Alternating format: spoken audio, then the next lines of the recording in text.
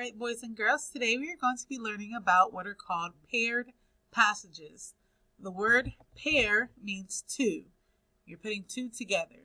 So what paired passages are, it's two passages that we are going to compare and contrast. So here's an anchor chart showing you how to do that successfully. First, you want to read each passage carefully. So whenever we get paired passages, especially on the STAR test, we will not have questions in between those two passages. When I give you paired passages, I may put questions in between, but I know on the STAR test, it'll give you a passage, and then it'll give you another passage. And sometimes students raise their hands and they'll say, they forgot to give me my questions for this one. No, they're paired together, so you're going to compare and contrast them. So you will read each passage carefully. Second, you are going to code the genre of each passage on top. So if it is a fiction genre, you can put an F. Remember, fiction is where it's made up with story, characters, setting, problem, solution. It has a plot line. If that passage is nonfiction, like informational text is giving you facts and information, then you will code it as an F. So this is true facts, text features such as bold words and headings, like we talked about last week. And you can code it, if it's a drama, you can code it with a D. This is where characters are in a play. They have lines, scenes, and stage directions. And lastly, we can code it with a P for poetry. This is written in stanzas. It may or may not rhyme. It is written in lines. So after you read each passage carefully, you are going to code the genre. After that, you will notice and track the characteristics of each genre. So that is this that we just went over. And finally, you're going to think about how the passages are alike and different as you read. So we are going to compare and contrast using a Venn diagram like you see here. So keeping in mind what we just talked about, I also want us to review our Unreal reading strategies, because this is what we use every time we have a passage. So you guys will have your reading test on Thursday. You're going to need to know this in order to successfully read through your passage, whether it's a single passage or a paired passage. So the U in Unreal stands for underline the title and predict. So we are going to do that here with this passage. What we are looking at today will be a paired passage. So the title of this is Batman. I would underline it with my pencil, and my prediction would be this text is going to give me information about how Batman was created. So the next part of our Unreal strategies is to number the paragraphs.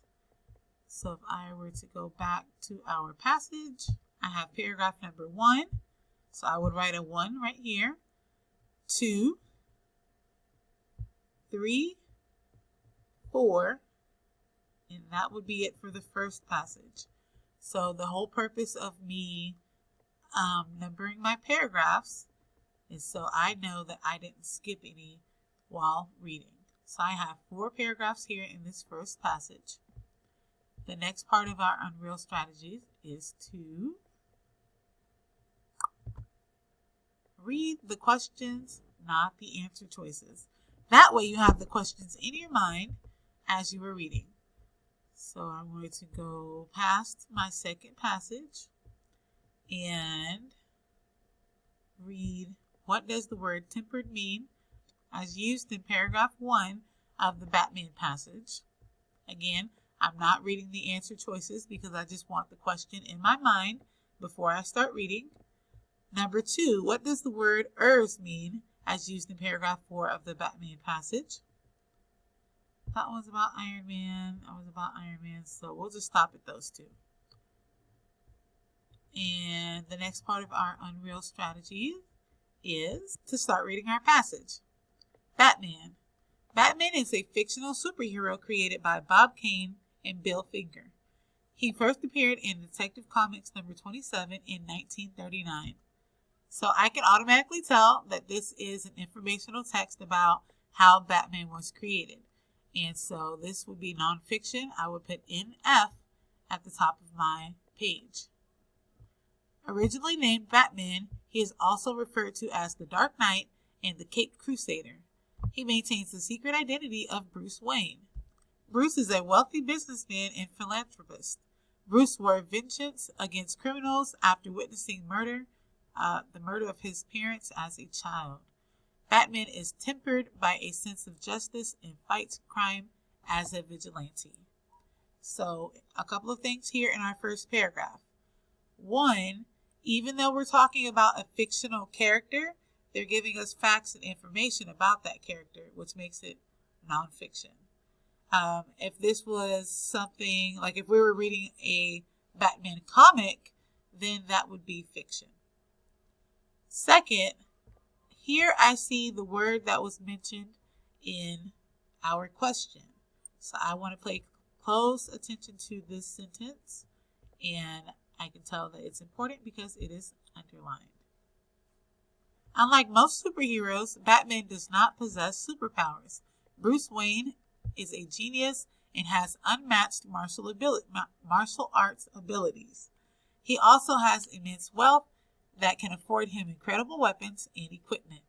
Batman also relies on a support team to fight crime. This includes his butler Alfred, police commissioner Jim Gordon, and other vigilante allies such as Robin and Batgirl. Batman uses his abilities and team to fight crime in Gotham City. Gotham is riddled with criminals, including Two-Face, Mr. Freeze, the Penguin, and his arch-enemy, the Joker.